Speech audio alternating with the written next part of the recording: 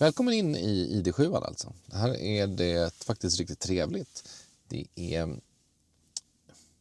inte lyxigt men ombonat och härligt. Här inne är det trevligt, eller ja, ratten är trevlig i sig, men den har de här ruttna touchknapparna helt enkelt. De har ju liksom både svep och klick och ingen av dem fungerar, alltså ni märker. Ja, där funkar det, där funkar det, där funkar det. Funkar ofta, men inte alltid. Inget av dem är bra. Båda är kass. Här har man då farthållare och sånt, och här har man lite andra saker, bland annat en view-knapp och en rattvärmeknapp.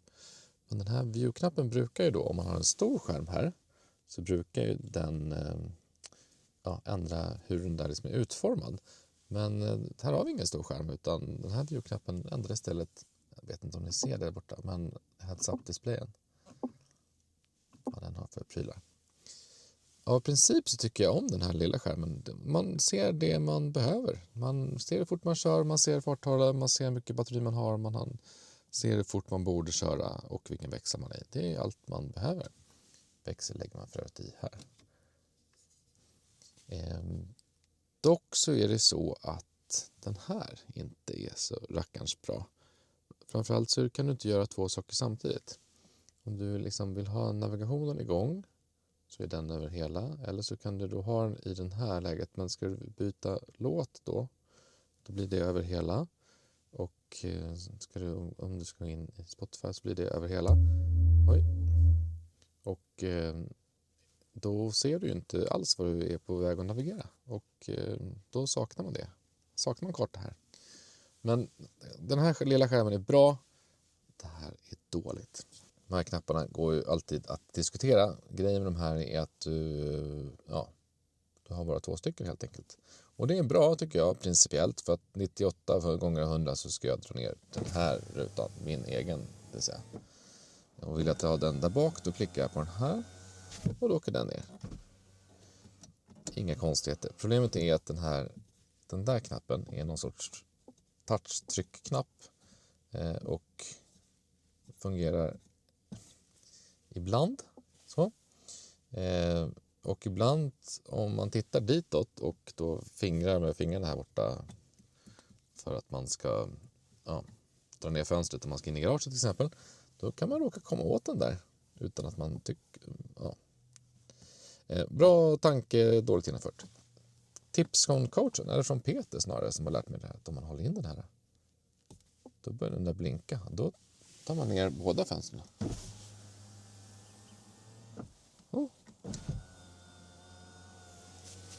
Jag har lärt dig det.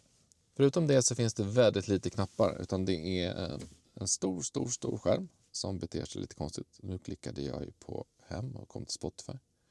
Ja. Det är lite widget sånt. Det finns en liten knapp där. Och det finns den här touchbaren här. Den här touchbaren är fortfarande kass.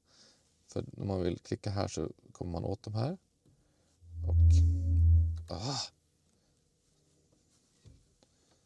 Och det är dåligt. Men nu är den i alla fall upplyst. Förut så såg man inte den här på natten, vilket var ju sinnessjukt dåligt. Nu ser man i alla fall typ vad man håller på med. Ett halvt steg framåt. Stora skärmen. Det första jag stör mig på är att den som har valt färgerna på den här, nu har jag valt själv här. Men om man går in i ambient här och den här blåa, den blåa är den som är mest rimliga. Men alla färger på den här färgskalan som man har valt här är liksom neonfärger. Jag vill ha röd, neon. Vad fan är det här? Det är liksom... Det är ett barn som har valt de här. Passar inte alls till liksom resten. Här är det sobert och lite tråkigt. Sluta vara poppiga. Det är inte er grej, Volkswagen. Ja. Klickar man hem så kommer man till lite widgets. Och de här widgetsna är... Tanken med de här widgetsna är väl lite grann som det här kanske. Känns liksom igen. Men det är ganska långsamt. Det finns inte så mycket mycket att ha i de här widgetsna. Du kan inte liksom lägga liksom 4 ikoner här om du skulle vilja, vilket skulle vara liksom enkelt och smart. Utan det är på en sån här stor widget så är det typ 3 grejer. Och den här är lite fler saker. Man ändrar de här genom att hålla inne länge. Och man kan lägga till, om man vill lägga till en ny sida så kan man få välja. Nej, det måste ta bort. Vänta. Så. Nu kan jag lägga till. Så kan man välja lite layout och sånt. Så principen är absolut inte dålig. Men ja, genomförandet sådär. Man kan då som sagt ändra vad man vill ha på de här sakerna. Om man har den där storleken så kan man bara ha rutt. Om man har den där storleken så kan man ha karta. Förstår inte varför. Det är så konstigt. Hur som helst, om man vill jämföra igen med CarPlay så finns det då en knapp för ikonerna. Och om jag är på den här så svepar jag dit. Och är jag på den här så svepar jag dit. Så kommer jag mellan dem. Här om man klickar hem hit så skulle man kunna svepa så. Men då kommer man till nya såna här hemskärmar. Jag har gjort många här. Man ska bara ha en. Men man kommer inte till ikoner utan de finns här uppe. Och här är det också en fordonsikon. Och då kommer man till lite genvägar. Det här är också genvägar. Så det här är lite genvägar. Det här är lite genvägar. Det kan vara samma här som där. Jag ser körprofil där. Mode här. ID Light heter det här. Om du går hit så heter det ambient. I don't know why. Här uppe finns det också lite genvägar. Här heter ljud, och, alltså stäng av allt ljud och ställ in ljud. Det heter ljud och ljud. Om du går hit så heter det, hur ska vi hitta den? Ljudbild. Ja, det är konstigt. Ford Service vet jag inte varför det ska vara i en Volkswagen. Det här tog ett tag innan jag kom på vad det här betyder. Park förstår jag, parkering. Klimat förstår jag, klimat. RK var när jag hittade den här, klimatreglering. Så att det är alltså parkeringsklimatreglering. Och på de här ikonerna så är det 2 rader. Så kan man få plats med omedelbar klimatregel. Men här får det bara plats med 1. Det får ju plats med 2 här. Men gå igenom det här Volkswagen och bara lös det. Det är kass. Och när man behöver liksom 3... Nu klickade jag... Ja. När man behöver ha genvägar på 3 olika ställen så är det någonting som är fel i grunden. Överlag dock, så om vi slår på den här lite snabbt så kan man flexa runt värmen och man kan välja den där så att den blåser på en.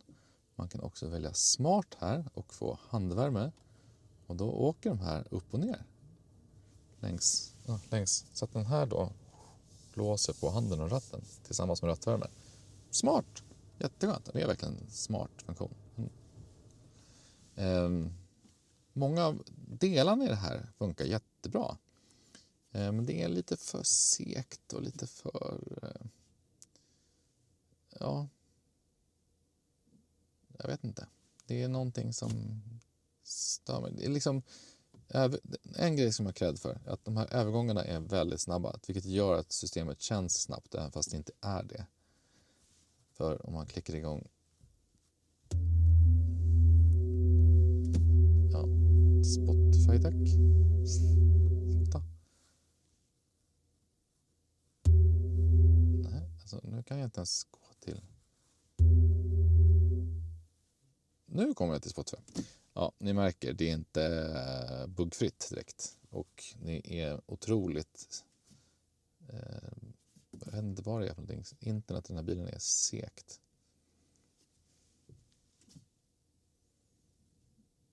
Det går långsamt. Ja, och det här är Ida. Det var en bra övergång. Körprofilen comfort inställd. Ingen väckte Frida. Ida heter hon. Och ingen sa till henne att byta körprofil. Eller hur? You're my witness. Ida är... Ida, nu ska jag hitta Ida. Ida är här. Man kan säga saker som är till exempel så här. Jag fryser. Hej Ida. Jag fryser. Jag förstår. Det blir snart varmare vänster fram. Ja, bra. Men det där är liksom en mening som hon kan. Om jag gör någonting annat som jag säger typ så här. Hej Ida. Hur långt är det kvar till destinationen? Starta först en navigering. Ja, det kunde du faktiskt. Bra. Men ja, det är ganska många saker som är... Alltså det är få gånger som jag får den här att faktiskt göra det jag vill. Eller svara på det jag vill. Den kickar igång lite random och ja, typ som nu. Varför gick du igång nu Ida? Förbrukningen sedan start är 20,3 kilowattimmar per 100 kilometer. Varför tar den det? Den sa gå varenda den fick för sig. Och varför gick den igång? Ja, jag fattar ingenting. It's very annoying. Men det ska återigen sägas, det har blivit mycket bättre och det är på väg att bli ännu bättre. Så det går framåt, men det är inte riktigt där. Detaljerna Volkswagen. It's in the details. Hej då!